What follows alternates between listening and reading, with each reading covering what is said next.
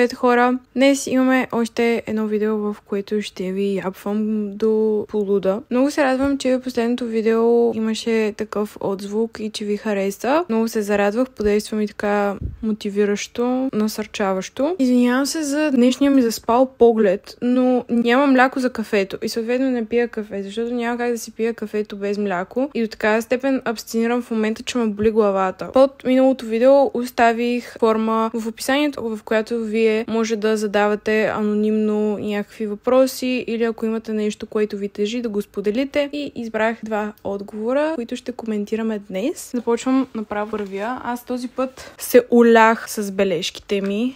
Оставам в отношения, в които хората не ме ценят, защото ме е страх да не остана сама. Говорила съм с близки хора и всички са ми казвали да си сменя компанията, но не ме бива в правенето на приятелства. Но същевременно има хора в гимназията, с които искам да се запозная, защото ме кефят като хора, но са в по-горен клас и не знам какво да правя. Нека да започнем с това, че съм била в абсолютно същата ситуация. От до. И има едно такова усещане в гимназията. Сякаш няма други хора, които съществуват извън тази гимназия. Сякаш това са единствената ти опция от хора, са само единствено или в твоя клас, или като цяло в твоето училище, което всъщност е пълна лъжа, но училището, гимназията е едно такова затворено общество и наистина всички си мислим, че това е целият свят, целият ни живот и е напълно нормално, защото прекарваме огромна част от ежедневието си, когато сме били в гимназия. Аз вече минаха години, откакто съм била в гимназията. Някакси всичко, което се случва в гимназията, ако е лошо, не дай си Боже, това е края на света. Все едно целият ти свят се срива, като тази таро картата The Tower. Буквално, ако има някакъв конфликт в гимназията и се случва точно това нещо. Всичко се срутва пред очите ни. И особено ако си от малък град, когато всички се знаете, всеки знае кой с кой вече е приятел, е много трудно да си представиш как може да се вместиш в нова компания, защото тази нова компания вече ще знае, че ти си била в другата компания и те ще са такива като какво сега това момиче се случва тук при нея? Защо тя е сменила компанията? Без да има някакво видно отхвърляне, ти вече се чувстваш отхвърлен. Аз напълно го разбирам, между другото, защото аз по принцип се чувствам непрекъснато отхвърлена, имам такава травма от отхвърляне. Вратително ми е трудно да се почувствам на място, където и да е било. Винаги имам чувство, че няма място там за мен. Не съм приета просто. Много ми помага всъщност работата с терапевт, затова аз да имам някаква увереност за това, че заслужавам да вземам пространство в конкретно общество. Но в гимназията е някакси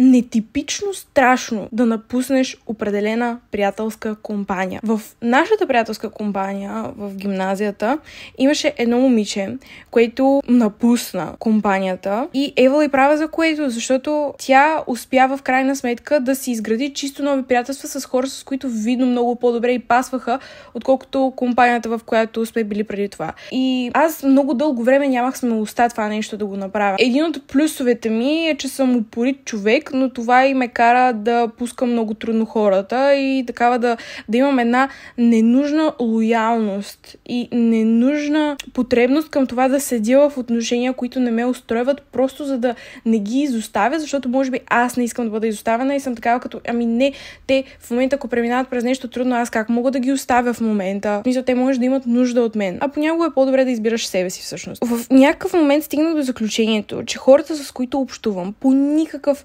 начин не рефлектират на моите интереси и аз дори потисках моите интереси. Не демонстрирах това, че харесвам анимета, какъв тип музика харесвам. Всичките ми нърди интереси ги държах за себе си, защото се чувствах задръстена и не на място, когато бях в компанията, с която общувах по това време. И някакси се опитвах да се напасна към тях, дори по начина ми на обличане, по местата, където ходим и така нататък и така нататък. Всички активности някакси аз вътрешно изобщо не се чувствах комфортно, но просто за да не съм сама и да имам приятели, защото в гимназията е много страшно да си сам. Страшно е да изглеждаш като този човек, който няма приятели. Това е ужасно и немислимо дори в гимназията, защото всички знаем как се държат хората с тези, които са самотни.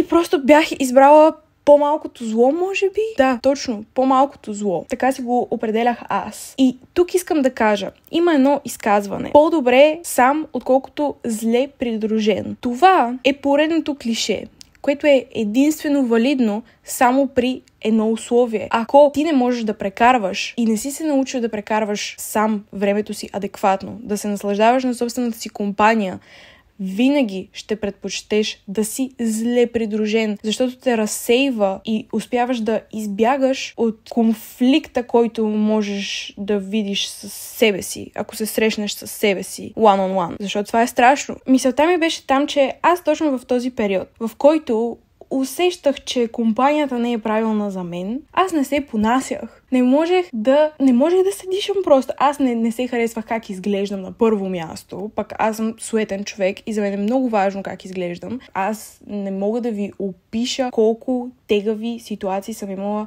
с външния ми вид. И за това колко не се харесвах. Това беше първо нещо и в гимназията за какво друго да мисля, освен за това какви оценки изкарвам, как изглеждам, някакви такива по-повърхностни неща. И това много ми пречеше. Много ми пречеше, че не преследвах интересите си. Много ми пречеше това, че аз изключително съзнателно се правих на човек, който не съм, само и само за да бъда приета някъде. Това допълнително ме караше да не се харесвам. Виждах се като едно мекотело, което просто седи там, за да служи на останалите и на техните нужди, но по никакъв начин да не обръщам внимание на моите собствени нужди. Дори не се обличах по начина, по който искам, само и само за да вляза в рамката на компанията, в която бях. О, майко мила, какви дрехи съм си купувала. Имаше едни черни прилепнали поли, които си ги слагахме, за да ходим на дискотека.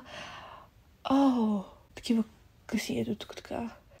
Аз буквално, между другото, вече към 12 клас, някъде където бях напуснала тая компания, намерих тази пола. Изгорих я просто защото аз толкова омраза бях натрупала към тези предишни дрехи, че абсолютно всичките ги изхвърлих, между другото. Аз от време на време имам и такива превключвания, в които съм туф и в някакъв момент стремглаво вървях надолу в начина, по който виждах себе си точно заради средата. Защото едно клише, което всъщност работи за всички, че на нас наистина средата ни определя. Малко или много. Ако ти си в среда с наркомани и си единствения, който не употребява наркотици, това не значи, че това, че останалата ти компания употребява наркотици, на теб не ти влияе подсъзнателно. Ти можеш да си станал зависим от нещо друго и да не го осъзнаваш. Най-вероятно си зависим от нещо друго, без да го осъзнаваш.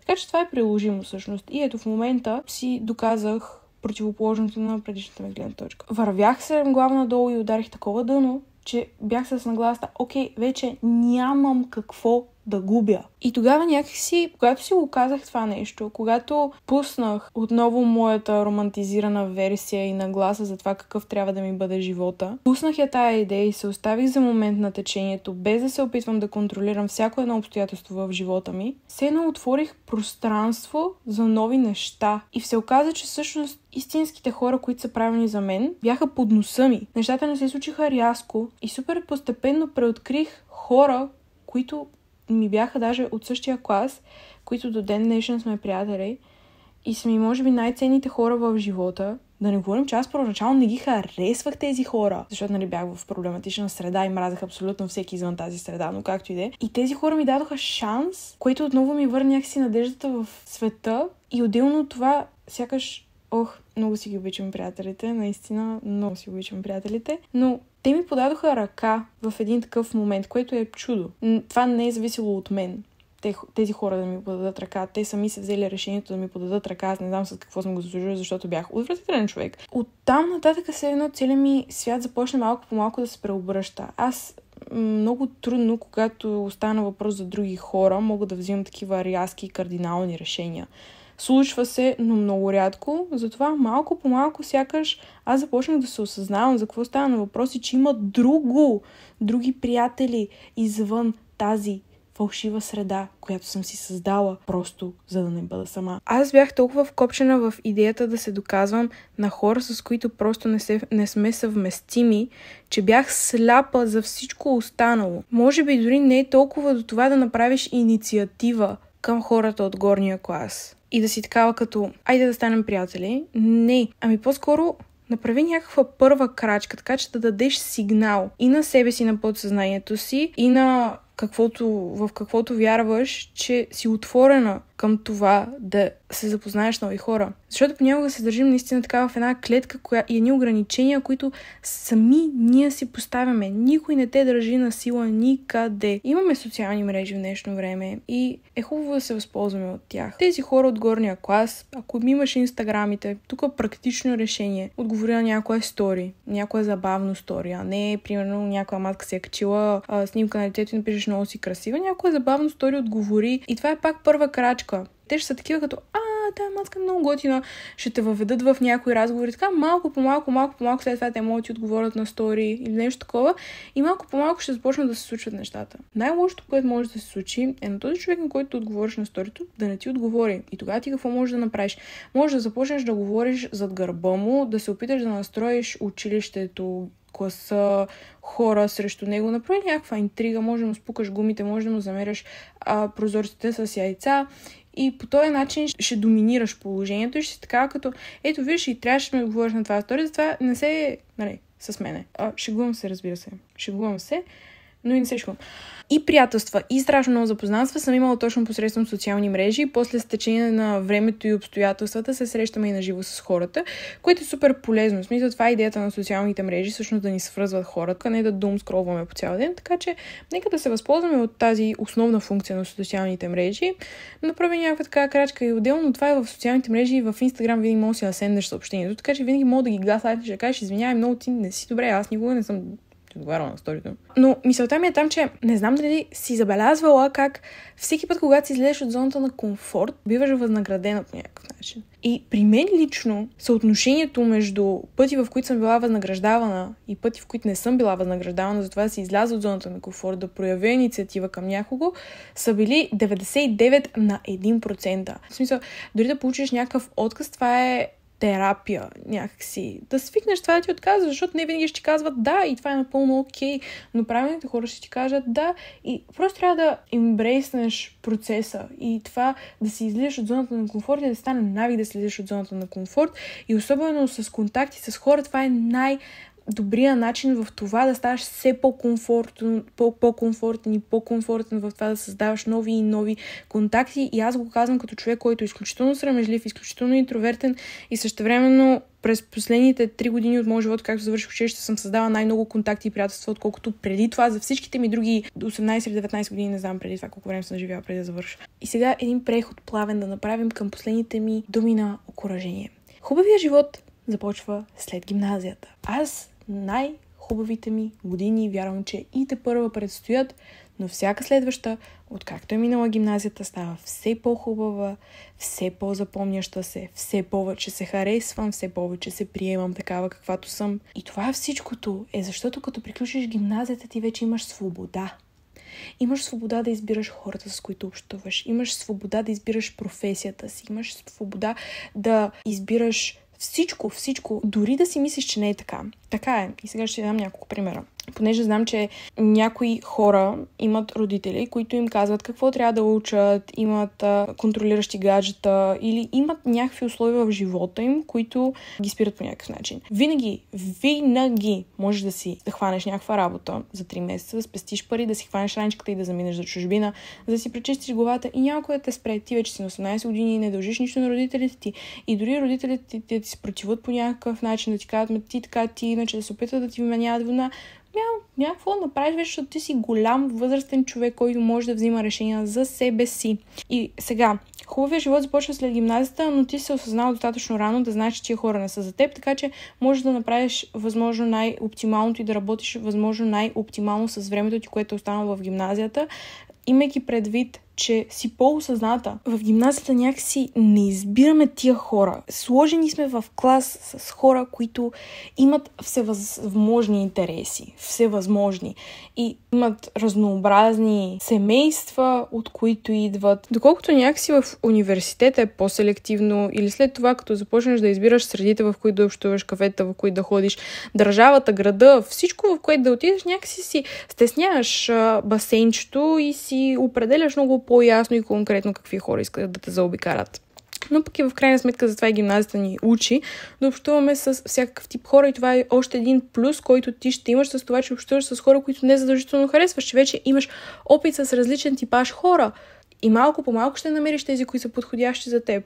Но с това нещо трупаш опит. Защото има хора, които се затварят и общуват само с един единствен типаж хора и след това, като се срещнат с друг, не знаят как да реагират. Така че е напълно окей понякога да се заобикаляш с грешните хора, защото това отново е полезен опит от всевъзможни страни. Не само заради израза, че е полезен опит, ами защото наистина те учи на някакъв тип комуникационни умения. Животът е изобилен навсякъде, по всяко време, стига ти да искаш да виждаш това изобилие, че е около теб. Може би един бонус съвет. Направи нещо, което дълго време си отлагала, по никакъв начин не те обвързва с твоите сегашни приятелства и връзки. Запиши се на някакъв курс по готварство. Отиди на соло трип до някъде. Запиши се на рисуване. Направи си социални мрежи.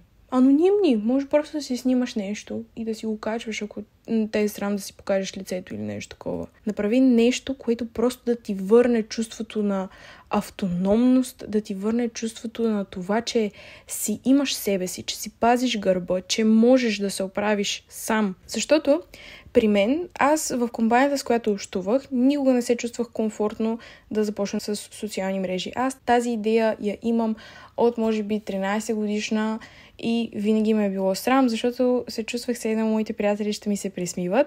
Всъщност не е било до комплексите ми, а наистина до приятелите, защото след като смених приятелите, автоматично някак ми дойде смелостта, аз директно да започна все едно винаги е било това нещо за мен. Такъв тип извънкласни дейности, дори да не си намериш приятели оттам, или дори отново да те е срам или нещо такова, пак това е супер мотивиращо и окуражаващо за нас самите, когато успеем да направим нещо самостоятелно, без да зависим от други хора, без да отидеш на някакво събитие, където не познаваш никой. Това е най-страшното нещо, което съм аз правила през живота ми.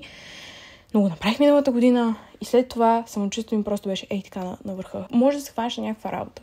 Дори не знам на колко си, но може да се хванеш на някаква лятна работа, която отново да ти даде опит, защото тия неща вдъхват увереност и после много по-лесно ще си намериш някаква среда и отново, някакъв начин да се изразиш и да се опознаеш извън това как се определяш спрямо средата ти. Живота е пред теб, звуча като някаква лелка в момента, но наистина е така. И това е много ценен опит. Затова ти да си направиш правилното заключение за себе си в момента. Ще има още много хора в живота ти и в това няма нищо лошо. Прави си нещо самостоятелно, нещо, което не зависи от хората около теб и така може и да се срещнеш с някой много ценен човек по пътя. Когато се отвориш просто към възможностите на изобилието в света, в който живеем. И ако се научиш да прекарваш време сама, качествено, ще ти е много по-лесно да напуснеш тази компания, защото проблемът наистина е в момента страха от самота. И просто трябва да се изправиш срещу него. Събери малко смелост, някакви малки крачки. Отново, нещата е хубаво да се случват постепенно, защото ако директно скочим в басейна, без да можем да плуваме, да, за някой може да работи, но след това дали няма да имаш страх всъщност от това да плуваш? И дали няма винаги да си в оцеляващ режим? А ако е малко по малко, може и да заобичаш плуването. Тук много добре го казах. Надявам се да е било полезно. Преминаваме към втория ни казус. Видеото ти беше доста добро, макар и на няколко места да не съм напълно съгласен. Иначе имал съм доста гадно действо. Още откакто съм много малък, най-близките ми хора постоянно ми вкарваха вина, насила за всичко, даже да нямам нищо общо. И в момента това наистина ми се отразява доста зле. Опитвам се да работя над проблема, но несъзнателно постоянно превключвам в двете крайности, или се обвинявам за всичко, или се чувствам досаден за другите и като ми дойде в повече, сякаш тотално изключвам емпатията си и ставам доста повърхностен.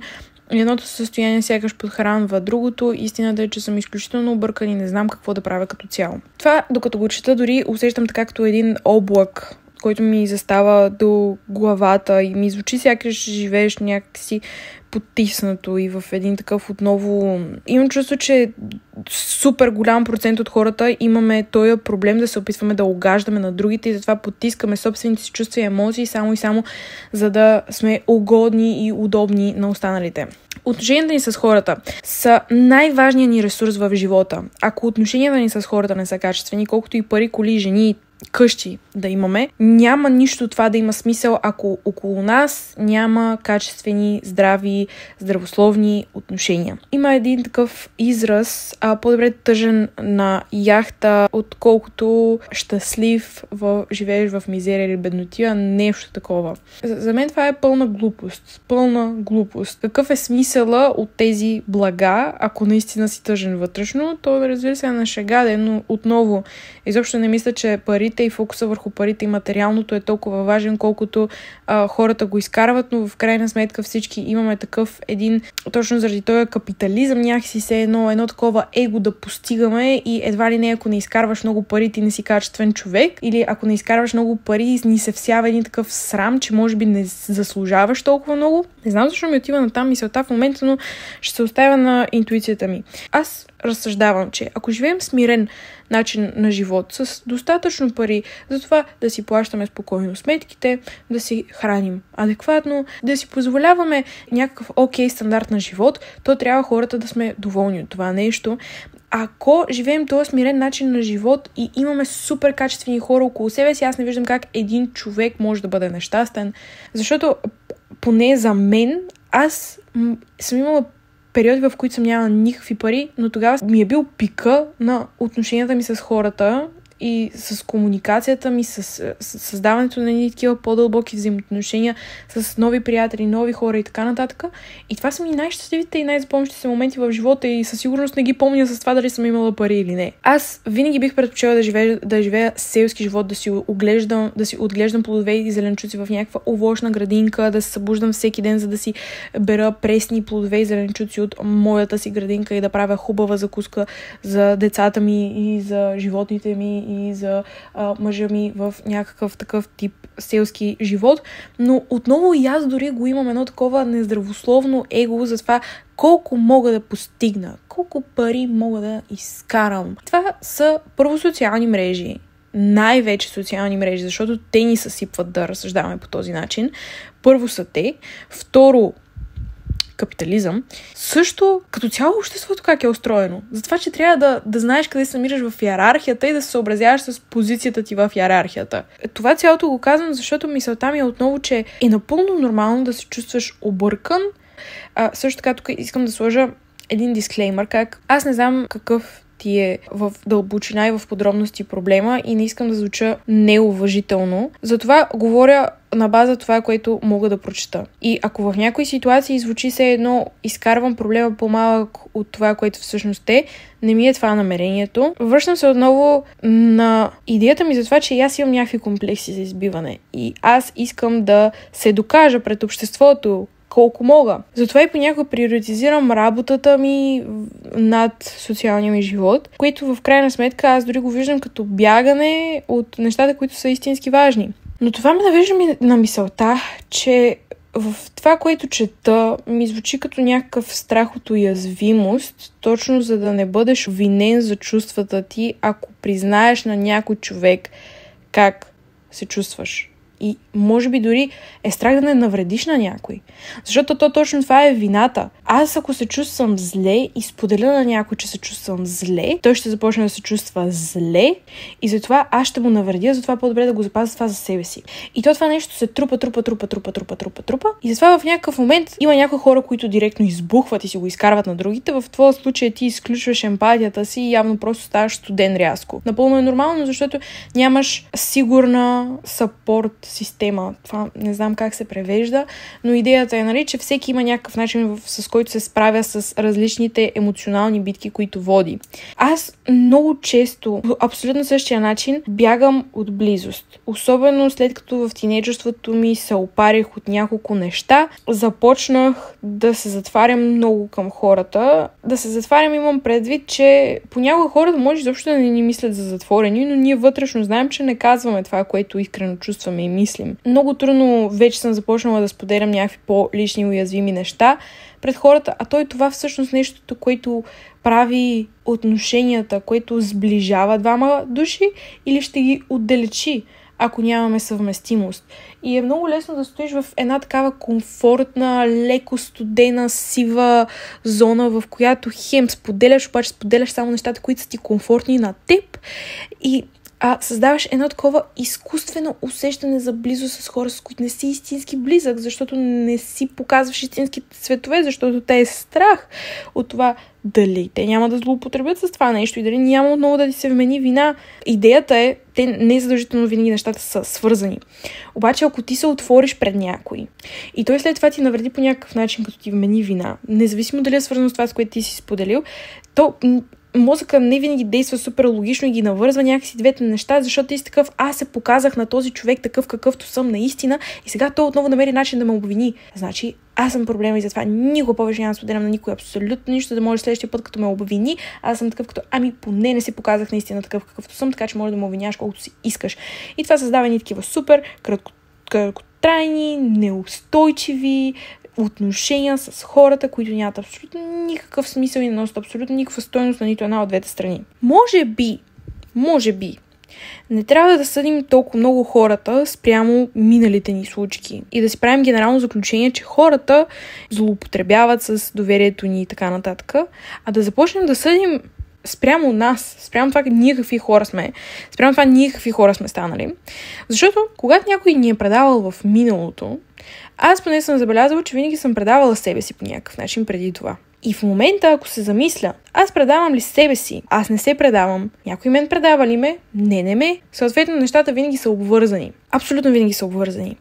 И това, което имам предвид е, ако някой ми се подиграва като малка, аз след това ще имам страх хората да продължават да ми се подиграват и занапред. Но аз вече съм пораснал човек и това, което всъщност този път ще предположа за тези хора, е, че след като аз не бих тръгнала да се подигравам на някой и той няма да ми се подиграва. И така живее един много по-спокоен живот. Защото първо хората, с които ставам близка, наистина рефлектират на това, което съм аз и спрямо моето светоусещане, а хората, с които не съм, даже не разбирам дали са ми се подигравали или не. И така ми е много по-добре. Не е нужно да знам. Всеки плюс може да стане наш минус. И всеки минус може да стане наш ресурс. Това е нещо, което съм научила от терапевтката ми. Защото тя ми даде много конкретен пример. Ако си много упорит човек и това ти е най-силното качество, това много голям процент от случаите води до това, че най-вероятно и ти всъщност много трудно пускаш някакви неща и много често се захващаш за изгубени каузи, които не са за теб. Захващаш се за ситуации, които просто не са за теб, защото ти си инатлив и упорит и няма да се откажеш. А има хора, които са една идея по-повърхностни и те просто ги пускат с лекота. И това, че са повърхностни, понякога им помага да не задържат лошо към хората. Ето.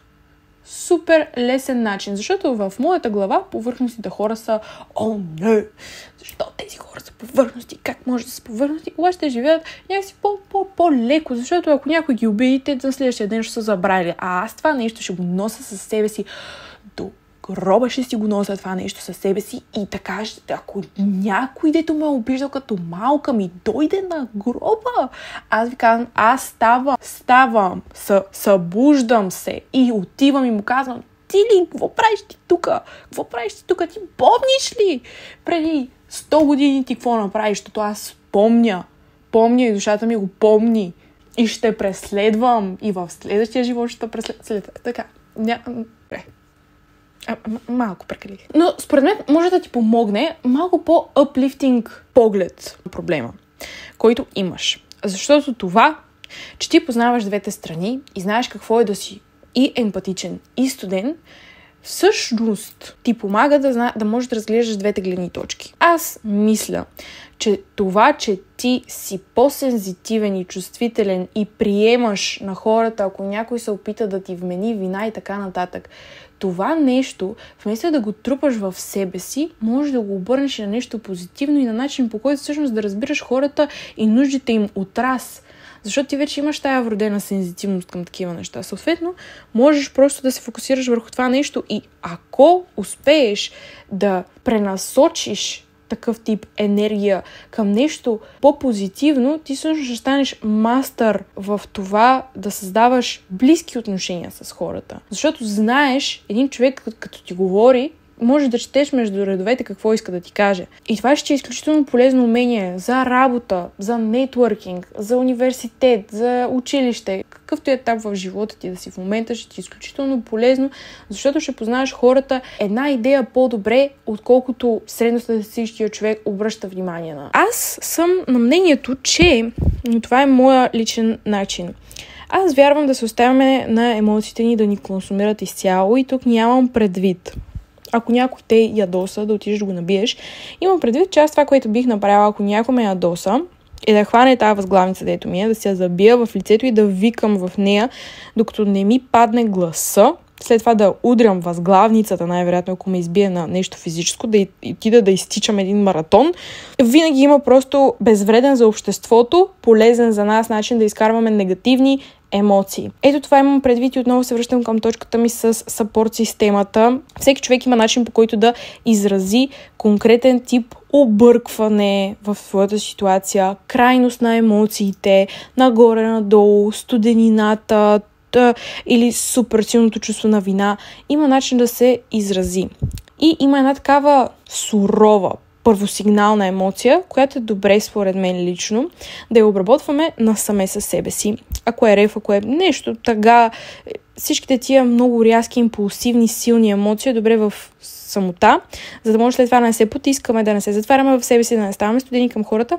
Изразяваме я, пишем, говорим си на voice memo, правим си видеодневник, медитираме, някакви такива терапии, които да ни регулират нервната система в такъв момент и след това малко по малко започваме да се учим на отворена комуникация, защото травмите ни не ни определят. Травмите не ни определят. Това, че в миналото някой ти е вменявал вина, не означава, че ти заслужаваш цял живот в момента да я носиш тази вина със себе си и не значи, че това те определя теб като виновен човек в дългосрочен план. Ти се държиш сам отговорен пред травмите си. Те не те държат, те са концепция в главата ти.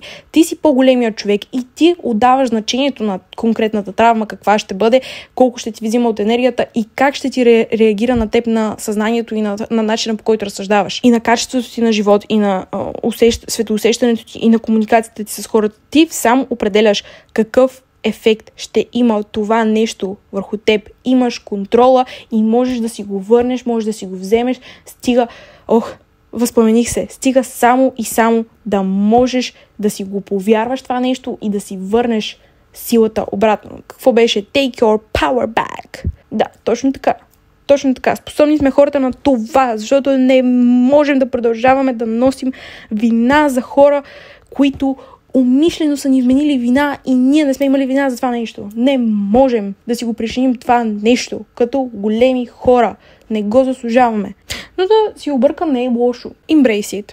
Всеки е бил объркан някога и аз мисля, че в такива моменти ти имаш цялото време. Отново ти сам си определяш колко време имаш нужда за това да се справиш с конкретна ситуация. Имаш цялото време да разглеждаш, да си се объркваш. Просто не бягай от тази обърканост. Няма нищо лошо. Да, некомфортно е, но стой в нея. Стой в емоцията. Стой в чувството на това да си объркан и да знаеш какво се случва и да ти влизат 1001 мисли в главата и просто остани вътре и го усети. Какво всъщност те обърква наистина? Дали е първосигналната мисъл за ситуацията, която те обърква, или има нещо по-дълбоко? Think about it. Но общо взето, в крайна сметка, извода ми е наистина фокус на изграждането на стабилна съпорт система. На някои хора дори им влияе добре да си споделят с някой. На мен това не ми влияе много добре, защото отново чувствам това нещо на вина. Аз имам нужда първо да си го валидирам за себе си, да си кажа, окей, аз в момента се чувствам виновна ли съм наистина, не съм ли, така. Намери си твоя балансиращ фактор. Намери си на тебе нещото, което ти помага да не се чувстваш толкова объркан. Да не отиваш от едната крайност в другата. И някакси да е една такава като спънка между подхранването на двете състояния, които ти имаш често. И в крайна сметка отново, твоя най-голям минус може да бъде твоя най-голям ресурс и обратното. На темата за детството, може би относно такива детски травми, наистина е добре да се потърси терапевт, но аз от съвсем скоро имам възможността да ходя на терапевт, затова знам, че не е нещо, което е възможно за абсолютно всички, но ако имаш възможност, е добра инвестиция. Ако не, има страшно много книги, медитации, писане в дневник. Това са някакви неща, които аз направила дълги години за това да се справя с интензитета на моите емоции. И вярвам, че и на теб може да ти помогне, ще се радвам. Надявам се да съм била полезна отново и тук. Ако и ти имаш някакъв въпрос към мен, можеш да ми пишеш в формата, анонимната форма в описанието и там може да споделиш какво ти тежи и ще го обсъдим в следващото видео. Много се радвам, че си побърбрихме днес, особено както го има личния фактор за това да чувам вашите истории. Се чувствам още по-близка с вас. Чувствам се много добре, защото някакси аз вярвам, че абсолютно всички сме свързани по някакъв начин и тези теми, които ми пишете, са доста пряко свързани с неща, които аз самата съм преживявала. Така, сега ще си доям скира с кафе и ще отида на терапия, за да мога да съм полезна за себе си и за обществото. Чао!